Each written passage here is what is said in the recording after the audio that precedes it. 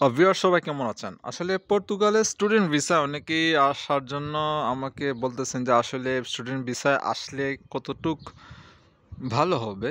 মানে সারভাইভ করা যাবে কিনা? বা স্টুডেন্ট ভিসা আসলে পরে কী সুবিধা পাওয়া যাবে? এরকম কিছু বিষয় বলতেছেন। তো আমি আসলে সবাইকে বলবো, দেখুন, পর্তুগালের স্টুডেন্ট ভিসা, হ্যাঁ, আপনি চাইলে আসতে পারবেন। এখানে সুবিধাও আছে, অসুবিধাও আছে। আমি ২ টা বিষয় বলবো, খুব সংক্ষেপে বলবো।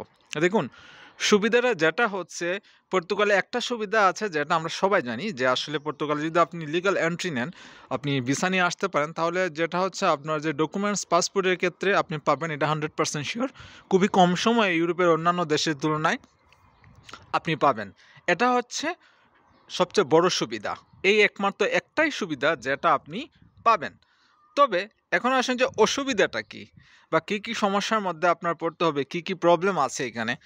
সেক্ষেত্রে দেখুন, এখানে টিউশন ফি যেটা, এটাও কিন্তু তুলনামূলকভাবে ইউরোপের অন্যান্য দেশের তুলনায় একটু কম আছে, এবং চাইলে আপনি ইনস্টলমেন্টে দিতে পারবেন। এটা একটা সুবিধা। এখন আসেন যে অসুবিধাগুলো কী? প্রথম যে অসুবিধাটা হচ্ছে, পর্তুগালে আপনি ইউনিভার্সিটিতে যখন অ্যাডমিশন নেবেন, ওইখানে আসার পর আপনাকে নিয়মিত ক্লাস করতে হবে, এটা শিওর।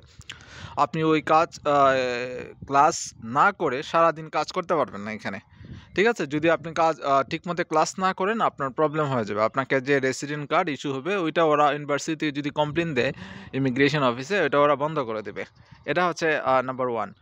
তারপরে যে সমস্যা হচ্ছে, এখানে জবের যে ক্রাইসিস, এটা আমরা সবাই জানি। এখানে জবের মারাত্মক ক্রাইসিস। যারা ফুল টাইম কাজ করেন বা ওয়ার্ক পারমিটে যারা আছেন, তারাই অনেকে বসে আছেন, জব পান না। এবং স্টুডেন্টদের ক্ষেত্রে এই যে পার্ট টাইম জব করে আপনার কিছুই হবে না। হ্যাঁ, আপনি যে টাকা পাবেন আপনার নিজের খাবার, খরচ, বাসা ভাড়া এগুলা দিয়ে শেষ হয়ে যাবে। আপনার হাতে ৳১ থাকবে না। ঠিক আছে? এইজন্য, কারণ এখানে অনেক ক্রাইসিস জবের।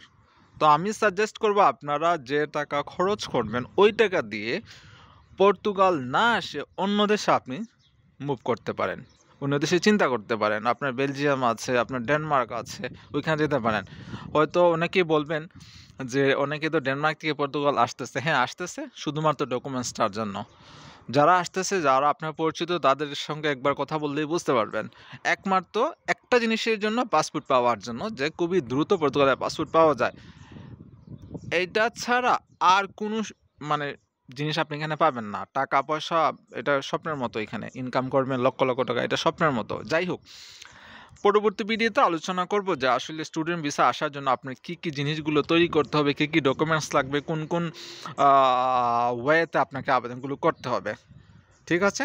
ততটুকু পর্যন্ত সবাই ভালো থাকবেন, আর অবশ্যই চ্যানেলটি সাবস্ক্রাইব করে আমাদের সাথে থাকবেন। আল্লাহ হাফেজ।